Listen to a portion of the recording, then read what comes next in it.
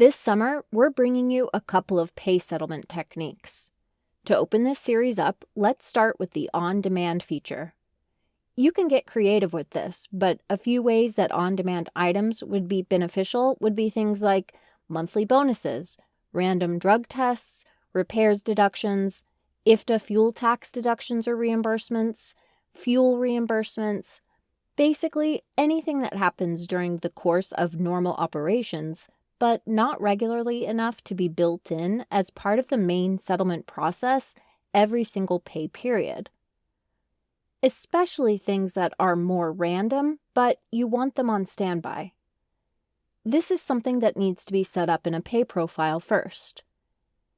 After choosing the item that you want on standby, set the Apply option to On Demand. Just like most other profile triggers, the method, quantity, and rate or amount are going to depend on what it is you're setting up. Leave any values that are unknowns set to 0 in the profile. Let's add a couple more. We track and perform random drug tests on all of the drivers on the fleet. When it's done for owner-operators, we deduct the cost from their pay settlement. Now, some of you might know that you can do this straight from the payable to the drug test company. This is just another way to take care of the deduction. I'm setting the Apply trigger to On Demand again. This time, I'm going to set the method to salary flat, since it'll always be a flat amount. But I'll still leave the rate amount blank so we can fill it in when we need it. Let's add one more. This is just another irregularly occurring deduction that we want on standby for when we need it. When you know that you're going to need one of these items to go onto a pay settlement, you just need to open up the settlement program.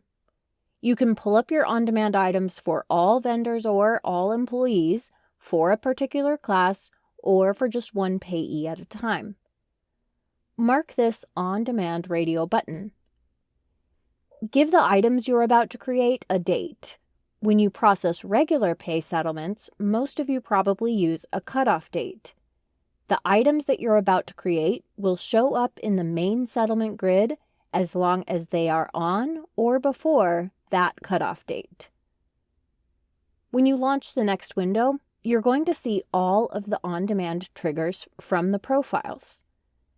These are just sitting here waiting for us to ask to use them whenever we need. When you need one, you want to put a check mark on it, then fill out the information that's missing. If you add the reference column to your grid, you can even leave an additional note or comment for the final pay settlement. I've got a few here, and I can just click Continue to send them out to settlement.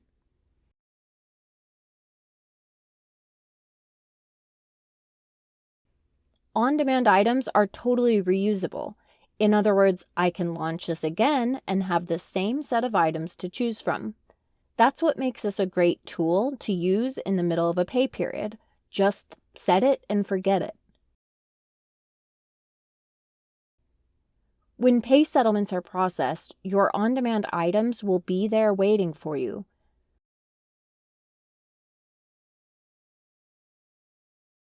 Look for the Originated From column, which tells you where the items came from. Just like trip items, the on-demand items will stay in the main settlement grid until you've included it on a pay settlement. Stay tuned for next month's tips, where we'll be going over recurring series.